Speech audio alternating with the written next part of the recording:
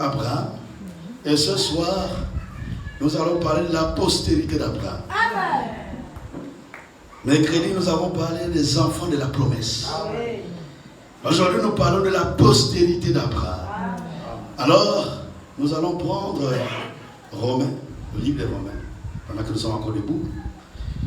Livre des Romains au chapitre 9.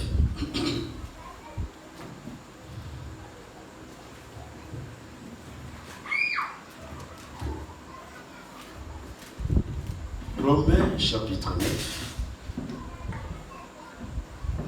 À partir du verset 6. Romains chapitre 9, à partir du verset 6. Ce n'est point à dire que la parole de Dieu soit restée sans effet. Amen. Car tous ceux qui descendent d'Israël ne sont pas Israël. Amen.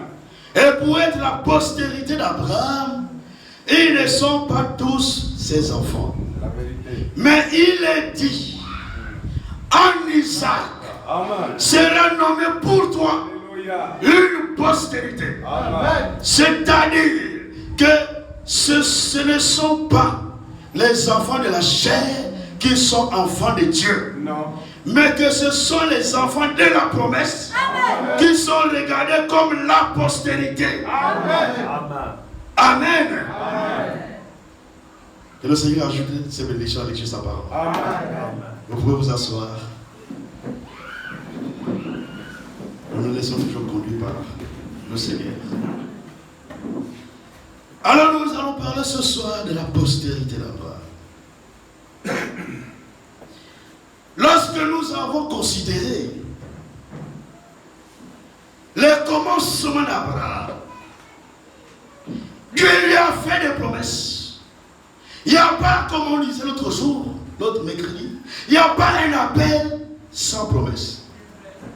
Quand Dieu nous appelle, il nous donne aussi des promesses. Nous ne sommes pas de ceux-là qui sont sans promesses.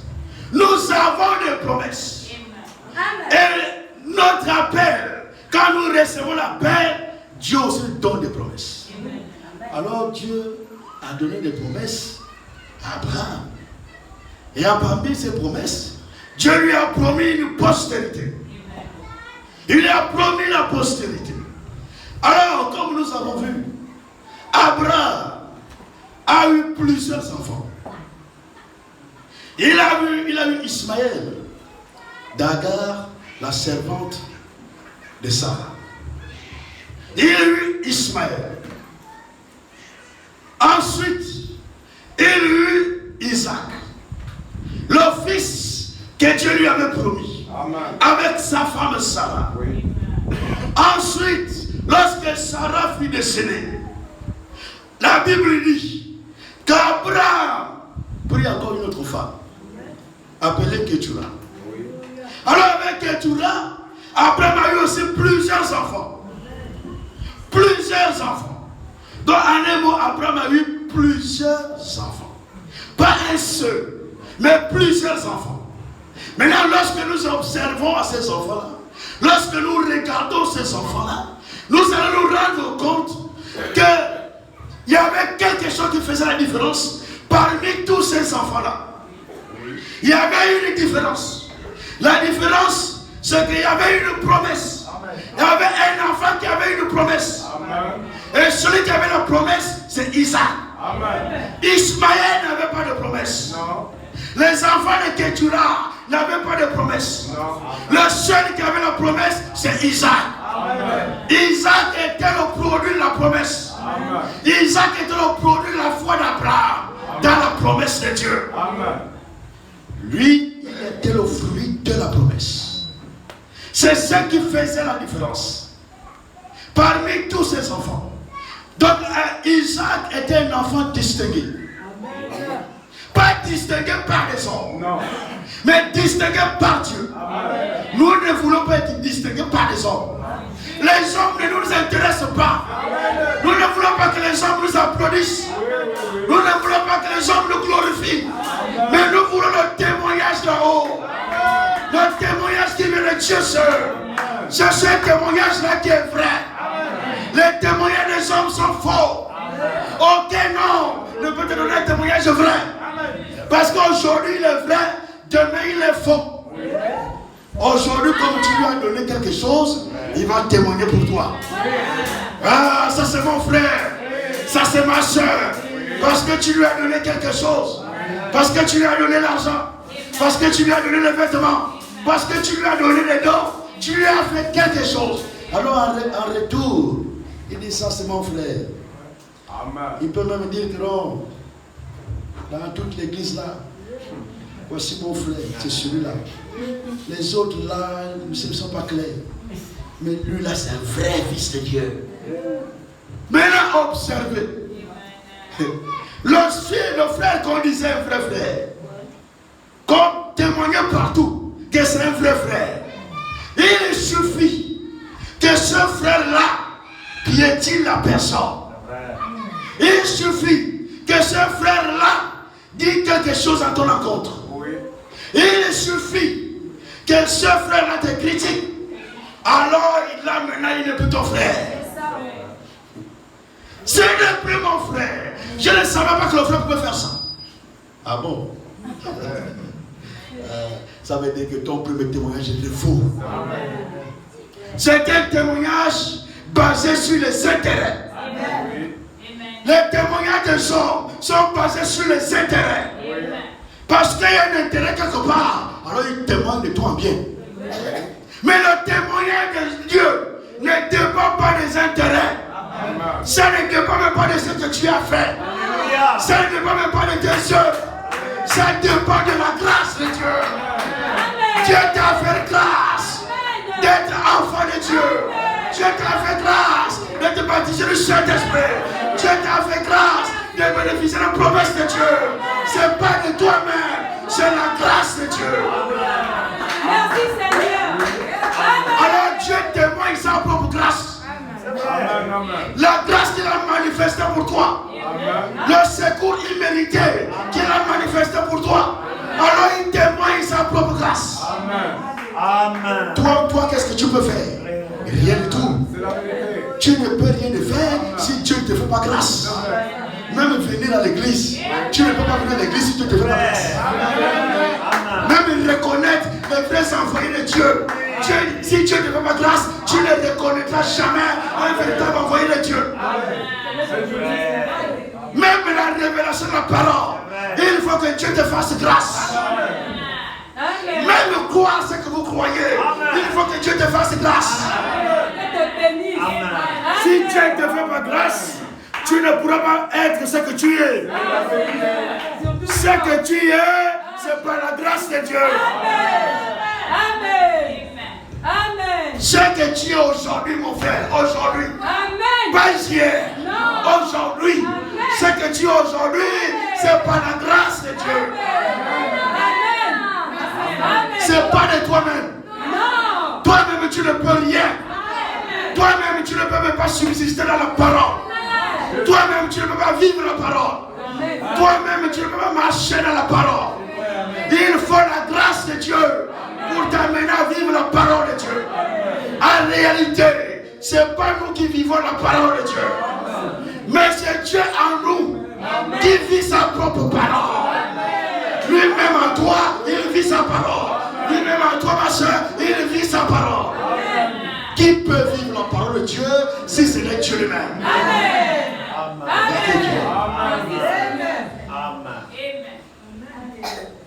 Alors Isaac a eu une grâce particulière.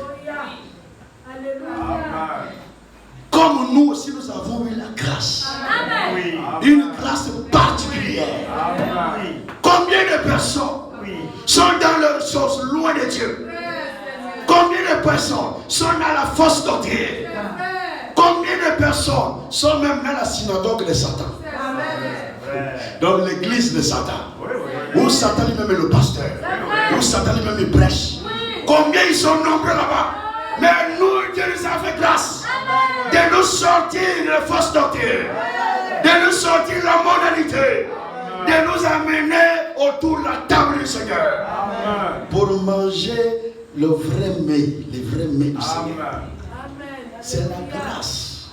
Ce n'est pas de nous-mêmes. Ne nous glorifions jamais. soyons toujours petits. Et Dieu nous élèvera. Si tu veux t'élever, tu seras abaissé. Mais si tu veux t'abaisser, tu seras élevé. Alors ne cherche pas à t'élever de toi-même. Laisse Dieu t'élever. Quand Dieu t'élève, personne ne peut t'enlever de là-bas. Mais si tu t'élèves de toi-même, tu descendras de là aussi toi-même. Toi-même, tu vas dire, il faut que je descende. Alors Isaac, le produit de la foi d'Abraham. Alors quand Dieu lui a donné Isaac, c'était un enfant particulier. Pour Abraham, bien sûr. Pas pour tout le monde. Vous savez, les dons de Dieu sont particuliers pour le peuple de Dieu. Amen. Pour le reste là, il ne considère pas les dons. Quand il regarde ce don de la parole, il le néglige même. Mais pour les vrais enfants de Dieu, chaque don que le Seigneur nous donne, oh, c'est particulier. Et nous avons une considération particulière pour ces dons-là. Ne parlez jamais mal contre les dons de Dieu. Ne parlez pas mal contre les dons de Dieu. Le don, c'est Dieu lui-même. Mais le don est voilé dans un homme. Et ce homme-là peut avoir des faiblesses. Ce homme-là peut tomber. Mais ce qui est à l'intérieur là, ça ne dépend pas de lui. Le don appartient à Dieu. Le don, c'est pour Dieu. Il a seulement fait grâce qu'il te met le don à l'intérieur de toi. C'est la grâce. Tu n'as pas besoin de te glorifier pour dire non, moi aussi, mais là je suis un grand prédicateur. Je suis un grand ministre. Il y en a qui se comparent même à Frère Franck. Non, je suis un ministre de la trempe du Frère Franck. Ah! Est-ce que nous savons même ce que nous disons? Quand nous regardons les Éphésiens 4:11, ce sont des ministères. Maintenant, parmi les ministères, il y a des ministères promis. Et qui ont un mandat. Toi, tu as un simple ministère. Tu n'as pas de mandat. Tu n'as pas été promis dans les Écritures.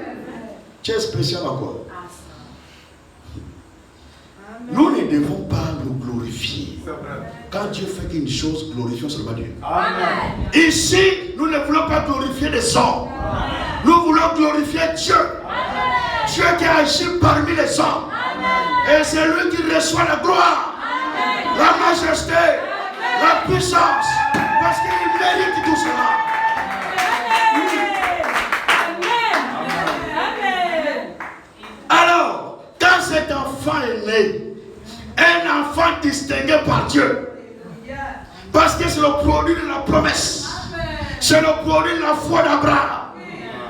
Alors, Dieu un jour, comme nous avons entendu ici, un jour il parle à Abraham. Il dit à Abraham, prends ton fils, ton unique, celui que tu aimes, si je n'ai pas bien compris. Parce que quand je dis ton unique, là, je n'ai pas bien compris. Celui que tu aimes dans ton cœur là, Isaac, prends-le, va au mont Moriah, va sur la montagne appelée Moriah. Sur cette montagne-là, tu vas me l'offrir en holocauste. Abraham est un véritable fils de Dieu. Les fils de Dieu ne résistent pas devant la parole de Dieu.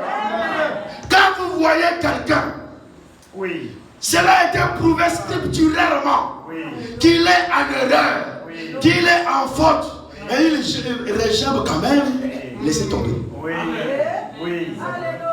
Vous voyez un frère, la parole démontre qu'il a tort. Malgré cela, il ne veut pas se soumettre, laissez tomber.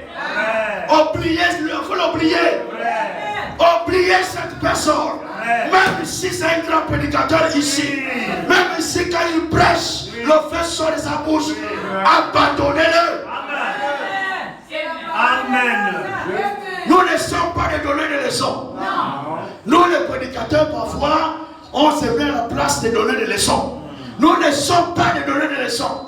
Et nous ne sommes pas plus grands que vous, le peuple. Non. Amen. Parfois, le peuple aussi ne le comprend pas. Non, nous ne sommes pas plus grands que vous. Oh. Vous devez réaliser cela. Amen. Amen. Nous ne sommes pas plus grands que vous. Amen. En un mot, si vous prenez même la version d'Argum, vous allez comprendre que les serviteurs de Dieu, ce sont les domestiques de la maison de Dieu. Les vrais ministres sont les domestiques. C'est pourquoi Frère Franck aime insister sur ça. Les domestiques de la maison de Dieu. Comment vous allez voir un domestique qui va venir dominer sur l'enfant de la maison? Un domestique que ton père paye. C'est ton père qui paye le domestique. Mais il vient quand même dominer sur toi. Et toi aussi tu acceptes ça. C'est que tu es encore bébé. Oui, oui. Aussi longtemps que l'esclave demeure enfant. L'enfant demeure esclave là. Il est esclave, il est esclave. Il y a des choses qu'il ne peut pas comprendre. C'est ça. Nous devons comprendre des choses. Nous devons croître. Amen. Nous devons grandir. Amen. C'est important. Amen. Alors Abraham c'était un fils de Dieu. La particularité des fils de Dieu, c'est qu'ils sont obéissants à toute la parole. Pas à une partie de la parole, mais à toute la parole. Même si la parole te fait mal, tu dois obéir à la parole. Nous pensons, quand nous lisons cette histoire, nous pensons que c'était facile pour Abraham. Non, ce n'était pas facile pour Abraham. Ce n'était pas facile. Abraham a attendu longtemps cet enfant. Et cet enfant naît, il dit viens, amène-le, tu vas me sacrifier. Quel est cet homme-là qui va accepter facilement? Mais Abraham a obéi. Amen. Ça, c'est la particularité des enfants de Dieu. C'est l'obéissance à la parole de Dieu. Quand la parole de Dieu parle, nous disons oui et amen. Nous ne discutons pas.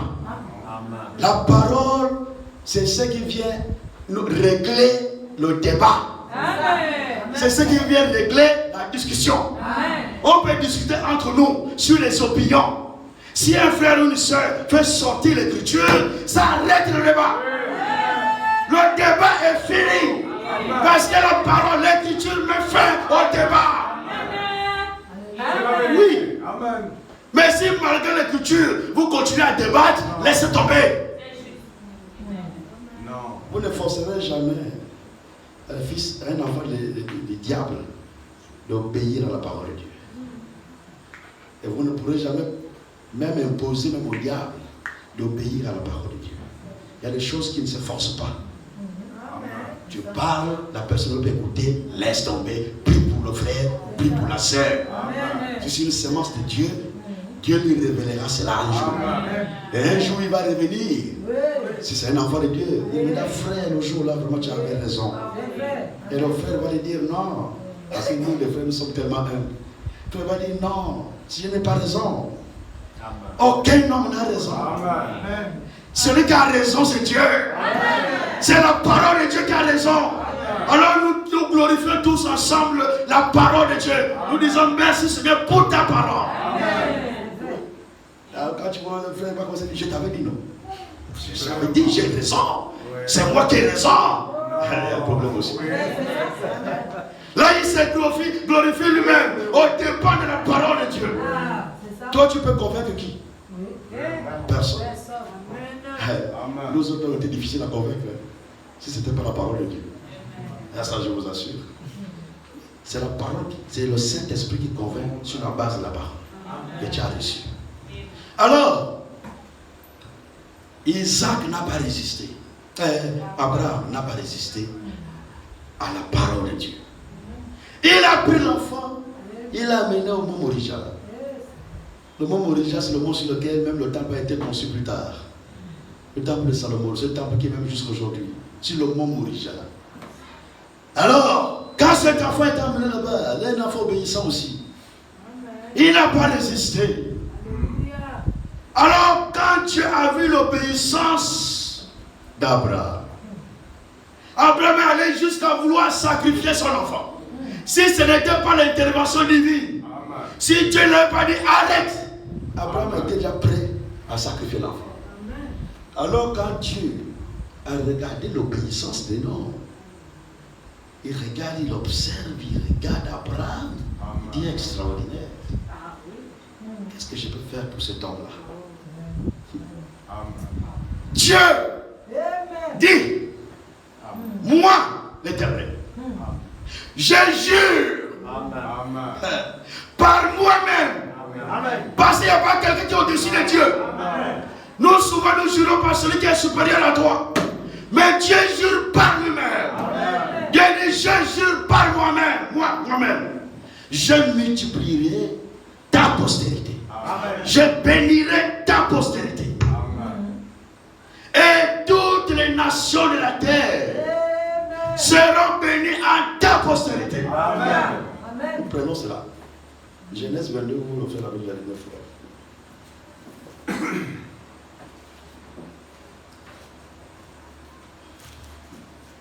Genèse 22.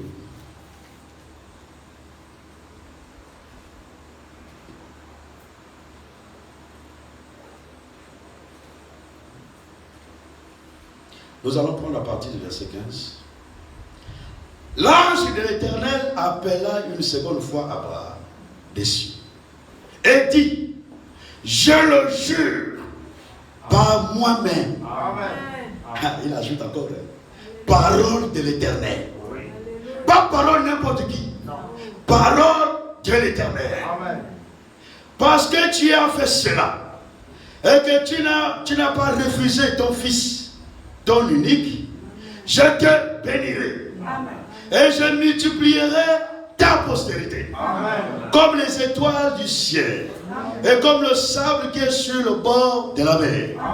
Et ta postérité possédera la porte de ses ennemis. Toutes les nations de la terre seront bénies à ta postérité. Parce que tu as obéi à ma voix. Oh là là. Le Seigneur jure par lui-même. Et il ajoute parole de l'Éternel. Donc ça ne peut pas faillir. En un mot, c'est ainsi dit l'Éternel. Mais il est l'Éternel. Il n'a plus besoin de dire ainsi dit l'Éternel. Il dit parole de l'Éternel. Alors, il dit je te bénirai. Je multiplierai ta postérité.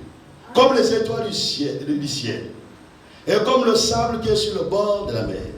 Et ta postérité possédera la porte de ses ennemis. Amen. Toutes les nations de la terre seront bénies à ta postérité. Amen.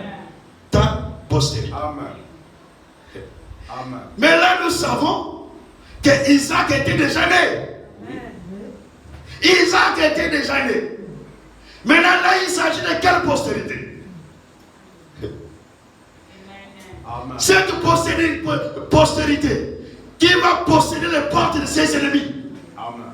Cette postérité par laquelle toutes les nations de la terre seront bénies. Oui. Amen. Est-ce que toutes les nations de la terre ont été bénies à Isaac? Non. Est-ce que Isaac a possédé toutes les portes de ses ennemis? Non. Non. N'hésitez pas. Amen. Il n'y a pas de piège derrière ça.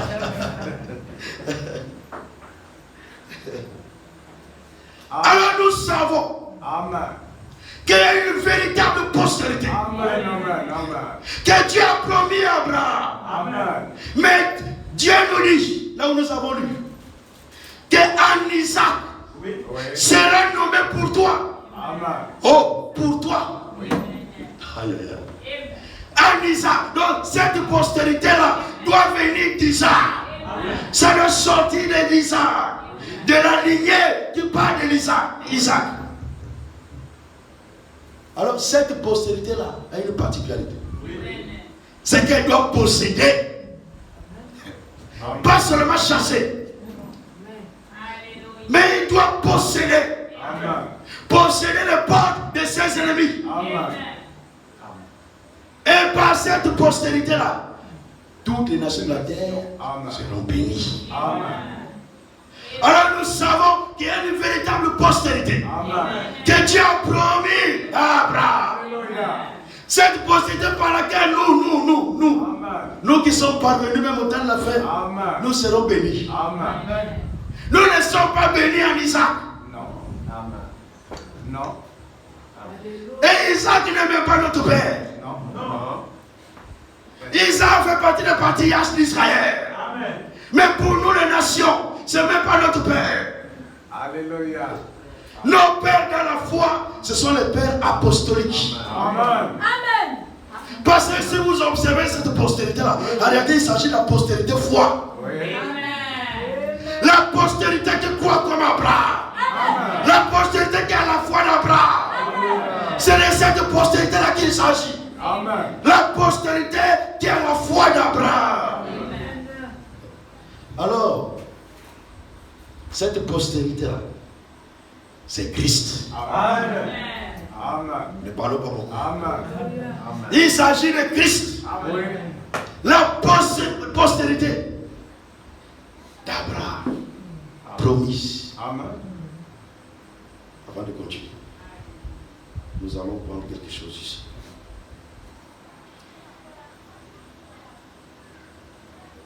Nous allons prendre Galates 3. Amen.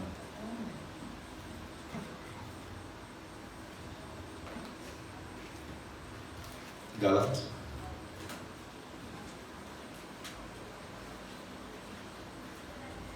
Galates chapitre 3.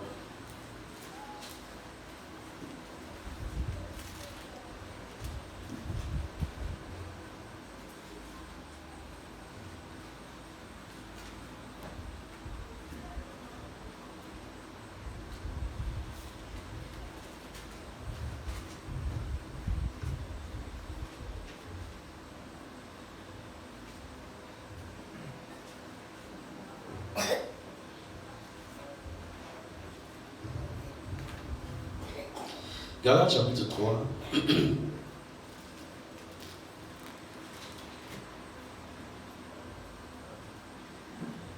Nous prenons le verset 16. Le verset 16 nous dit: or les promesses ont été faites à Abraham. Amen. Amen. Et à sa postérité. Amen. Il n'est pas dit aux postérités, Non. au pluriel. Amen. Il n'est pas dit aux postérités, comme s'il s'agissait de plusieurs postérités. Amen. Mais en tant qu'il s'agit d'une seule, et à ta postérité, Amen. c'est-à-dire à Christ. Amen. Amen. À Christ, Amen. le fils promis d'Abraham, Amen. le fils d'Abraham, Christ. Les promesses ont été faites à Abraham et à sa postérité. Amen. Alors, la postérité d'Abraham devait posséder les portes de ses ennemis. Amen. Et quand la postérité d'Abraham est arrivée sur la terre, Amen. Amen. quand Jésus-Christ Amen. est venu sur la terre, Amen. quand la parole a été faite chair, Amen. alors la parole a commencé à marcher sur la terre. Amen. Jésus-Christ marchait sur la terre. Amen. Alors quand un démon était même dans la présence Amen. du fils promis d'Abraham, le démon avait des problèmes. Amen. Le démon était en souffrance. Oui. Vous savez que dans la Bible, quand vous entendez parler des tourmenteurs, Oui. c'est la définition du démon. Oui. Dans la Bible, le démon est un tourmenteur. Amen. Donc le démon nous tourmente. Oui. Le démon tourmente nos vies. Oui. Mais ces démons qui tourmentent là, devant le fils d'Abraham, Oui. devant Jésus-Christ, ils étaient sans force. Oui. Ils perdaient leur force. Ils ne pouvaient pas tourmenter. Amen. Au contraire, eux-mêmes, ils étaient tourmentés. Amen. Alors, un jour, quand le Seigneur Jésus-Christ, le Fils promis, quand il arrive, il rentre dans une ville. Il y avait un père, un captif, Amen. qui était là dans les cimetières, le fou de Gadara. Oui. Il restait là dans les cimetières. Oui. Il était là, quand quelqu'un passe par là, il te fait le boucher. Oui. Ne jouez jamais avec les démons. Si vous n'avez pas Dieu avec vous, ne jouez pas avec le diable. Le diable fera de toi une bouchée simplement. Si tu n'as pas Dieu, ne va pas déranger le diable. C'est pourquoi la Bible dit même, Paul dit même, n'imposez pas les mains avec précipitation. Il ne faut pas précipitation, non. Quand il y a une situation, quelqu'un a un problème, un démoniaque rentre ici, fais attention. Si tu n'as pas Dieu avec toi, ne t'hasarde pas. Quand tu dois prier pour quelqu'un, vérifie d'abord si toi-même tu es en ordre. Si tu es en ordre avec la parole de Dieu, si toi tu es en ordre avec la parole de Dieu, alors Dieu est avec toi. Alors quand tu arrives, il y aura des effets. Dieu agira. Mais si tu sais que hier tu as fait tes choses et tu veux te précipiter pour venir poser les mains, toi-même tu auras la récompense qui te revient. Même le prophète lui-même, qui avait le don de guérison, lorsqu'on appelait pour un malade, il s'examine d'abord lui-même. Est-ce que tout est en ordre d'abord? S'il y a quelque chose qui n'est pas en ordre dans sa vie, il va d'abord arranger ça. Quand il a fini d'arranger, alors il dit, amenez le malade. Là maintenant, rien ne peut faire obstacle. Rien ne peut bloquer le don de Dieu. Alors là, il y a des effets. Dieu marche. Alors quand Jésus arrive là, le démoniaque regarde, il observe, il dit non, il n'est pas comme les autres. Souvent les pharisiens passent par là, mais ce n'est pas la même chose. Souvent les scribes passent par là, mais ce n'est pas la même chose. Nous voyons même les Samaritains. Ils passent par là souvent, ce n'est pas la même chose. Mais celui-là, il est différent. Celui-là est un esprit supérieur. Celui-là, c'est le Fils de Dieu tout-puissant. Le démon a commencé à trembler lui-même. Le démon dans la présence de Dieu, il va trembler lui-même. Amenez. S'il y a des paralytiques, les malades, amenez. Nous prierons. Nous croyons à l'auteur de la parole. Nous croyons à celui qui a fait la promesse de Dieu. Celui qui a fait la promesse dans la Bible. Nous croyons en lui. Alors ça ne peut pas faillir. S'il est avec nous, ça ne peut pas faillir. Un démoniaque dans la présence de Dieu, c'est lui-même qui tremble. Le Seigneur n'a pas besoin de trembler. C'est le démon qui tremble. Alors, les démoniaques, le démon ne pouvait pas résister devant le Seigneur Jésus-Christ. Il n'avait même pas besoin de prier. Rien que par sa présence seulement, le démon c'est déjà que là, il faut que je sorte. Il n'a pas besoin de dire, bon, j'attends la prière du Seigneur pour sortir. Et il faut que je sorte.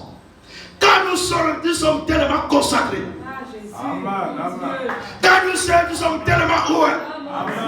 Quand notre vie c'est la prière. Quand notre vie c'est la parole de Dieu. Rien que ta présence dans un endroit, tous les sorciers sont en ébullition. Tous les sorciers sont dérangés. Tous les vampires sont dérangés. Ta présence seulement. Tu n'as même pas encore prié. Tu arrives dans un quartier. Ta présence seulement. On sait déjà qu'il y a un fils d'Abraham qui est arrivé. Ta présence, tu n'as même pas dit que tu es chrétien. Tu n'as même encore rien dit. Oh, les démons sont déjà en train de comprendre qu'il y a un fils d'Abraham qui est ici, qui est dans le quartier. On commence même à te critiquer. Tu n'as encore rien fait. Alors le type là il est bizarre. Vous savez, avant il y avait des choses qui me faisaient mal. Avant, quand on me traitait de bizarre, ça me faisait mal. Oh, mais tu es bizarre. On me dirait que tu es rosicrucien. Parfois, on me traitait de rosicrucien. C'est plus tard que j'ai compris ces choses. Vous savez, les sorciers, souvent ils pensent qu'ils ont la véritable puissance. Mais alors qu'ils n'en ont rien. Alors, quand ils perçoivent une puissance supérieure à la leur, ils vont commencer à te dire tu es rosicrucien. Parce que peut-être que les récépissés peuvent nous dépasser un peu. Oh, tu es formation, tu es ceci, cela. Ils vont commencer à dire, tu es bizarre. Tu es vraiment bizarre. Non, parce que tu as un esprit supérieur. Amen. Et quand il regarde, il dit, non, moi je ne peux pas affronter ce type-là. Lui là, c'est pas, je ne peux pas l'affronter.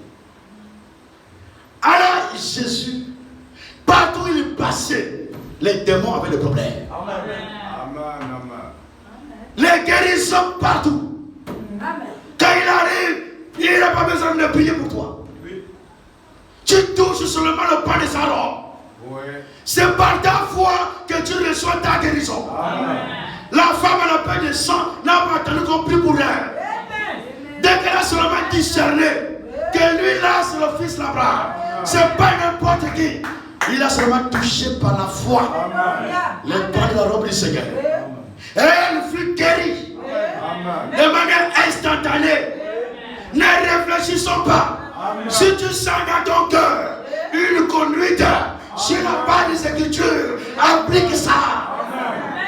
Le problème c'est qu'on raisonne beaucoup. Le Seigneur c'est toujours une douce voix. La douce voix va te dire que c'est fini, ton problème là c'est réglé. Tu es guéri. Tu vas commencer encore à dire, mais je ressens la douleur. Mais je ressens encore les courbatures. Je ne me sens pas encore bien. Tu commences à toi-même encore à douter. Mets ta foi sur la douce voix du Seigneur. Si tu entends dans ton cœur, mon fils, ma fille, tu es déjà béni.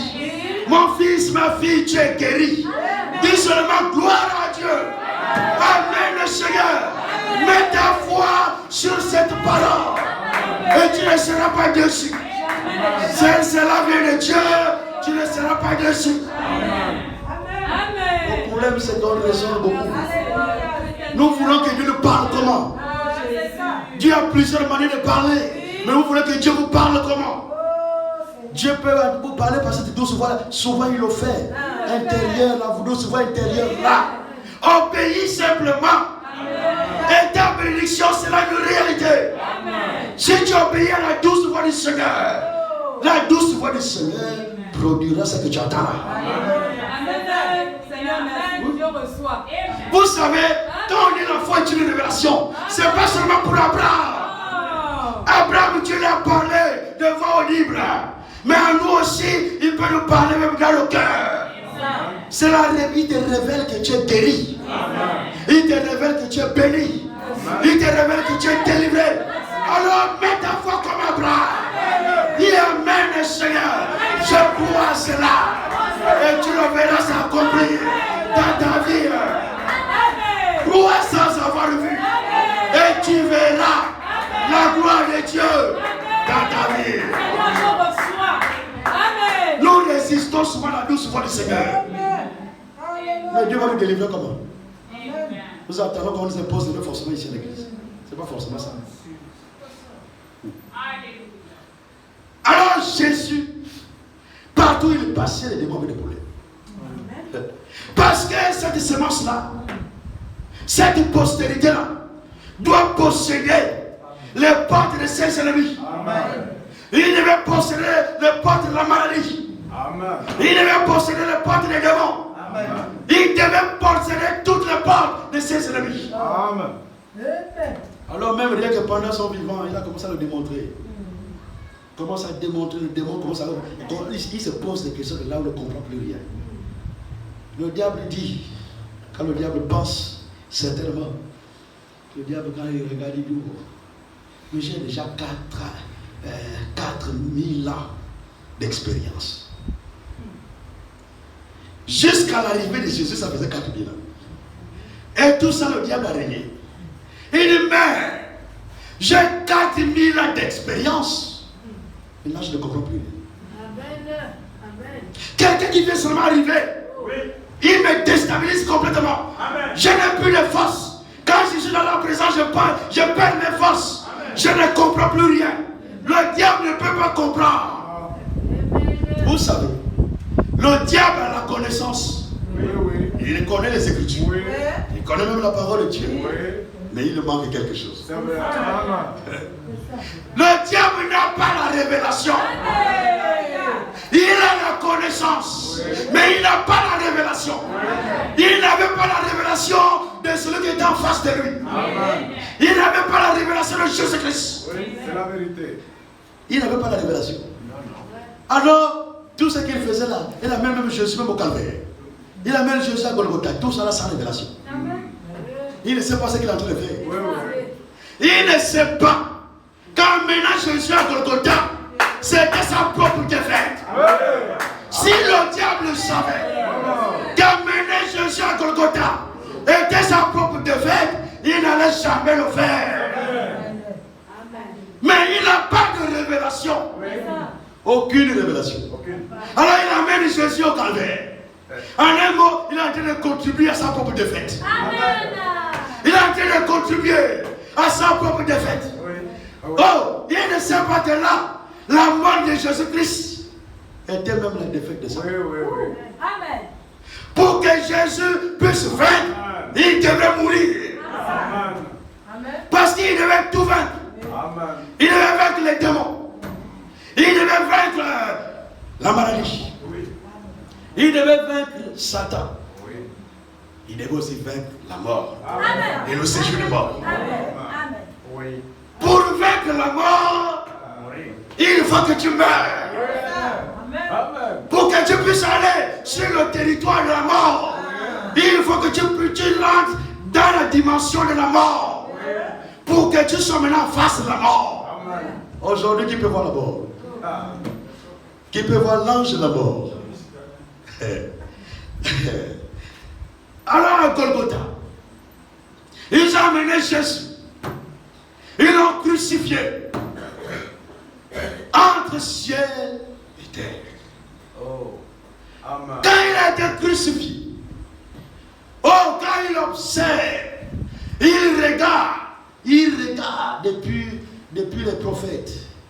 Il regarde jusqu'à Malachie, il regarde jusqu'à Jean-Baptiste, tout ça, il regarde. Il n'y a rien qui manque. Tout est accompli. Amen. Alors là, maintenant, il n'y a rien qui manque. Toutes les promesses qui étaient liées à l'œuvre de la rédemption sont accomplies. Alors il a livré son esprit. Il est mort à Golgotha. Toutes les promesses liées à l'œuvre de la rédemption ont été rendues manifestes. Ont été rendues réelles. Alors il est descendu dans le séjour des morts. Il est descendu. Quand Satan voit le vainqueur de Golgotha arriver, il y a certainement il doit être comme les autres prophètes. Parce qu'il avait les clés de la mort du séjour de mort. Tu peux faire ton bruit quand tu arrives, ouvrir d'art. Quand il voit le vainqueur de Golgotha arriver, il se précipite. Il vient en courant. Il dit bon, je le prends. Il m'a tellement fatigué là-bas sur la terre. Je le prends directement, je le mets au cachot. Quand il arrive, il me prend le Seigneur. Quand il met les mains, il perd les forces. Il n'arrive pas à maîtriser Jésus. Il n'arrive pas à le rattraper. Il fait rien. Il perd les forces. Satan perd toutes ses forces. Il perd son autorité. Il était déjà en train de dépouiller de toute son autorité. La petite puissance qu'il avait, il était déjà dépouillé de sa puissance. Alors Jésus l'a seulement maîtrisé. Il a mis au sort. Il a écrasé la terre. Il a récupéré les clés. Donne-moi les clés. Il a récupéré les clés de la mort. Et du séjour de mort. Il là, c'est fini sur les clés. Alléluia. Longtemps tu as mis les fils de Dieu dans le cachot. Longtemps tu as mis les enfants de Dieu dans le cachot. Aujourd'hui c'est fini. Il y a un temps pour toutes choses. Il y a un temps pour souffrir. Il y a aussi un temps pour rire. Il y a un temps pour souffrir. Mais il y a un temps aussi de jouir les bénédictions de Dieu. Alors il récupère les clés de la mort du séjour de mort. Satan était déjà vaincu. Amen. Il ne pouvait plus rien faire. Amen. Il était vaincu. Alors le Seigneur prend les clés. Oh. Quand il regarde, il ouvre souhait Abraham. Alléluia. Ils sont là-bas dans le cacheur. Oh, où se trouve Jean? Oui. Ah, ils sont là-bas dans le cacheur. Amen. Alors il vient, il ouvre les portes. Oui. Oh, les portes de la prison. Oui. Il a ouvert ce jour-là. Amen. Il devait posséder les portes de ses ennemis. Amen. Il ne devait pas seulement vaincre, il devait jusqu'à aller posséder là-bas ce jour-là. Alors quand il prend les clés, il ouvre. Oui. Quand il ouvre, Abraham sort. Amen. Oh, Abraham était content. Amen. Alors il dit, oh Salah, voici l'homme-là qui nous avait visité ce jour-là. Pendant qu'il était sur la tente. C'était cet homme-là. C'est lui qui nous a fait la promesse que nous aurons un fils. Oh, Abraham regarde. Il dit, oh c'est lui. Quand je m'observe. Oh, Jean-Dieu, je vous avais dit, et je vous le répète encore, mon Rédempteur est vivant. Il est vivant. Il a vaincu. Il a vaincu la mort. Il a vaincu Satan. Alors, je dois maintenant sortir libre. Et même ce soir, les prisons sataniques ont été déjà ouvertes. Les prisons des démons, les prisons de maladie ont été brisées à Golgotha. Les prisons de la maladie qui te lie encore là. La prison a été brisée à Golgotha. Il a été vaincu à Golgotha. Tous les démons, Satan et sa troupe, ils ont tous été vaincus. Satan pouvait appeler le renfort. Il n'y en avait même plus de renfort. Plus de renfort. Donc les gars, le vainqueur de Golgotha, il a dit de posséder les portes de ses ennemis.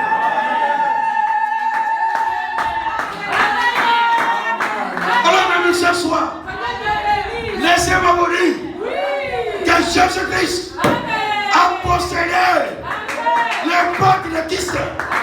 Il a possédé les portes de la tuberculose. Il a possédé les portes de l'infertilité. Il a possédé les portes de la stérilité. Il a possédé les portes du sida. Il a possédé toutes les portes. Alors tu es libre ce soir. Il a ouvert la prison. La prison satanique a été ouverte à Golgotha. Ce soir, tu es libre. Sois libre. Sois libre. Tu ne donnes plus à Satan. Tu ne donnes plus au diable. Jésus a vaincu pour toi. Il savait que de toi-même, tu ne pouvais pas vaincre. Ça, il le savait. Et il dit, moi, je viens sur la base d'une promesse. Je suis venu sur la base d'une promesse. Je dois posséder les portes de mes ennemis. Et ensuite, toutes les nations de la terre doivent être bénies en moi. Alors, Golgotha, mon frère, lorsqu'il a possédé les portes de l'ennemi, toutes les portes de l'ennemi, alors toutes les nations de la terre ont été bénies en Jésus. Ce soir, mon frère, accepte ta bénédiction. Accepte ta bénédiction ce soir. Par la foi, accepte. Accepte que tu es guéri. Accepte que tu es délivré. Tu as déjà été guéri. Tu as déjà été délivré. Ce n'est pas aujourd'hui, il y a plus de 2000 ans que tu as été béni. Toutes les nations de la terre sont bénies. Maintenant, il faut accepter la bénédiction. Malgré l'acte qui a été accompli à Golgotha, si tu n'acceptes pas, tu n'as aussi rien. Tu peux être quelque part, loin de Dieu. Même dans les temples des sorciers. Oh, grandissons un peu. Même si tu vas chez quelqu'un par ignorance, tu ne le sais pas. Tu arrives là-bas. Donc, quand tu dis ce que je t'ai fait là, c'est le Dieu Tout-Puissant. je suis en contact avec lui, tu auras ce que tu as besoin. Tu es dans les temps d'ignorance. Pas que tu sais. Quand tu sais, c'est déjà différent. Ça, c'est l'incrédulité. Tu es dans les temps d'ignorance. Tu mets ta confiance à ce Dieu-là. Tu dis non, ce Dieu-là, comme on en a parlé, je vais être béni. Pourtant, il ne connaît pas encore Dieu. Il accepte seulement sa bénédiction par la foi. Même si l'Onganga lui donne seulement une bouteille d'eau minérale, il n'y a rien dedans, il n'y a pas de cailloux, il va se dire non, j'ai mis les portions, j'ai mis beaucoup de choses avec il n'y a rien. Il dit, tu prends ça, tu commences à voir. Tu vas crier toi, oh, je suis guéri. Parce que tu as mis ta foi dans cet homme-là. Dans l'éternel, dans Dieu. L'Onganga ne peut pas guérir. Celui qui guérit, c'est Dieu. Et Dieu guérit sur la base de votre foi. Amen. Sur la base de ta foi, il te guérit. Amen. Si tu es quelque peu, importe l'endroit, tu manifestes la foi, il va te guérir. Amen. Amen. Souvent, je dis quelque chose souvent, parce que c'est ce que je constate. Et après avoir aussi observé beaucoup de serviteurs de Dieu, je remarque sur quelque chose. C'est que souvent, vous pouvez recevoir même quelqu'un qui a un don de guérison. Vous pouvez recevoir un évangéliste, peu importe. Il va venir, il va dire, je viens prêcher tel endroit, aïe, tel jour. Invitez les gens. Vous allez inviter beaucoup de gens. Quand il va prêcher, il va prier même pour les malades. Vous allez voir vous-même. Vous allez observer que les 99% qui sont guéris, ce sont des gens qui ont été invités. Les gens qu'on a invités là, qui ne connaissent même rien là, ce sont ceux-là qui manifestent même souvent plus la foi que nous. Amen. Pourquoi? Parce que nous sommes beaucoup habitués avec la parole. Beaucoup habitués. Voici pourquoi nous allons finir par là où nous étions tout à l'heure. Dans Romains 9.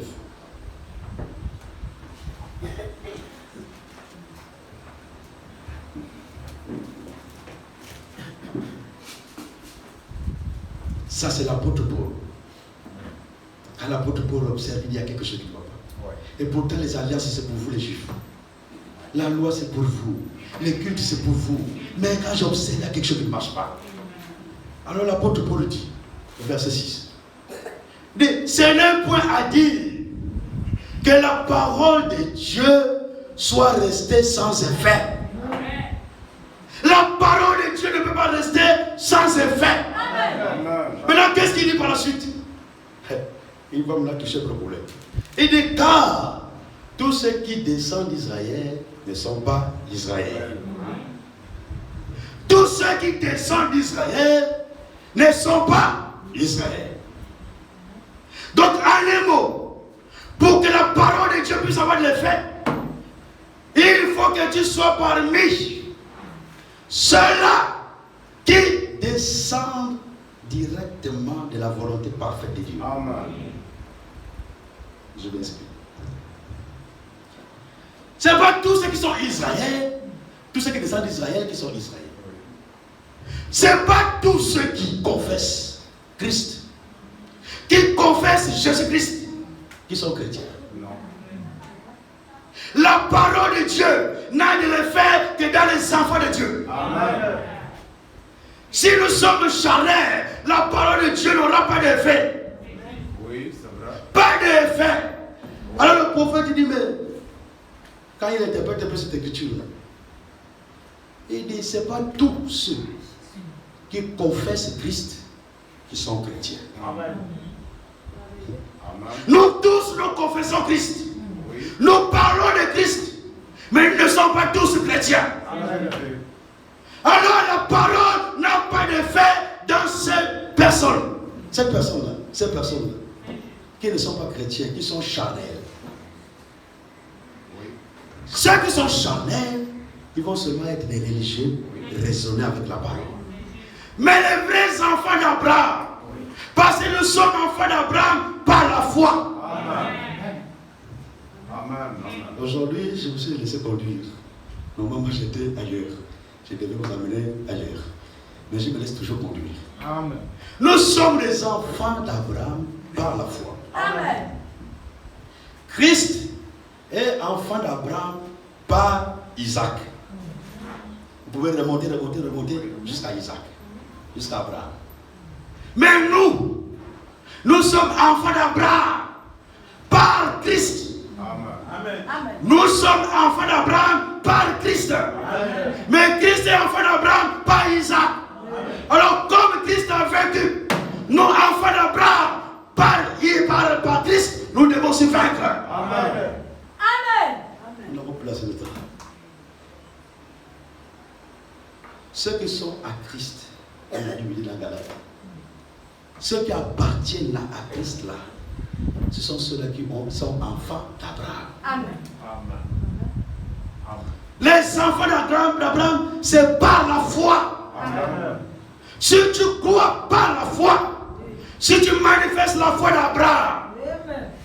tu es enfant d'Abraham par Christ. Amen. Alors les enfants d'Abraham ont aussi la foi d'Abraham. Peu importe la situation, ils ne vont pas se décourager. Amen. Oui. Peu importe l'épreuve, ils ne vont pas se décourager. Alléluia. Amen. Parce que Christ, par qui ils sortent, Christ ne s'est pas découragé. Amen. Il pouvait se décourager à Golgotha quand il arrivait à Gethsemane. Oui, oui. Alors j'allais à Gethsemane, quand il regarde, il voit déjà la scène. Il dit non, si cette couple-là peut s'éloigner de vous, Oui, oui. en tant qu'homme. Mhm. Là, il pouvait abandonner pour abandonner. Oui. Mais, quand il regarde, aïe, oh, dans sa présence, quand il regarde, pendant qu'il était à Gethsemane, il te voyait, aïe. Il voyait la soeur, aïe. Il voyait le frère, aïe. Alors, à Gethsemane, il dit non, pas ma volonté, mais ta volonté, que ta volonté soit faite. Et c'est la volonté du Père qui a été faite pour toi. C'est la volonté du Père qui a été faite pour toi. Alors ce soir, vois que la volonté du Père a été faite pour toi. Si tu acceptes la volonté du Père pour toi, alors la volonté du Père devient une réalité pour toi. Si tu acceptes que ce que tu as fait en Golgotha, c'est pour toi, pas pour le voisin, pas pour la soeur, pas pour le frère, mais il a fait pour toi. Alors, ce qu'il a fait pour toi devient pour toi.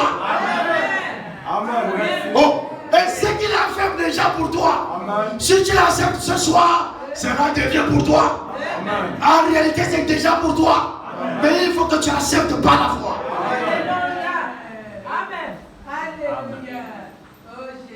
Si tu acceptes par la foi, alors ça devient réalité. Donc tu peux me dire que c'est pour moi dans le domaine physique. Mais c'est déjà pour toi. Parce que le Seigneur a possédé les portes de tous ses ennemis. Et toutes les nations de la terre sont bénies en lui. Donc nous sommes bénis en lui. Nous sommes bénis en Christ. Nous sommes bénis de toutes les bénédictions spirituelles en Christ. Alors en Christ, rien ne nous manque. Rien ne nous manque. Ce qui peut nous manquer, c'est la foi seulement. Mais rien ne nous manque. Même ce soir, mon frère, rien ne te manque si c'est de la foi. Alors ce soir, demande la foi. Comme les disciples ont demandé la foi. Demande la foi ce soir. Et tu posséderas ce qui est pour toi. Les disciples pouvaient dire quand ils regardent, Seigneur, augmente-nous la foi. Cela doit être notre prière ce soir. Si tu vois que tu faiblis encore dans la foi, sache qu'il y a le fils d'Abraham, l'héritier du monde. Le fils d'Abraham qui est l'homme foi. L'homme foi ne peut pas faillir. Alors si tu vois que tu n'as pas encore suffisamment de foi, accepte l'homme foi ce soir. Accepte l'homme foi. Qu'il vienne rentrer dans ton cœur. Et que par la foi de l'homme foi, que tu possèdes tes ennemis ce soir. Par la foi de Christ, ce soir tu vas tout posséder. Par la foi de Jésus, ce soir tu vas tout posséder. Alors réclame ce soir ce qui te revient. Amen. Amen. Dieu a tout accompli. Amen. Mais c'est nous qui avons des difficultés à accepter que Dieu a tout accompli. Si tu acceptes ce soir, par la foi, que ta guérison est déjà accomplie, comme nous avons chanté ce soir, mon salut est déjà accompli. Amen.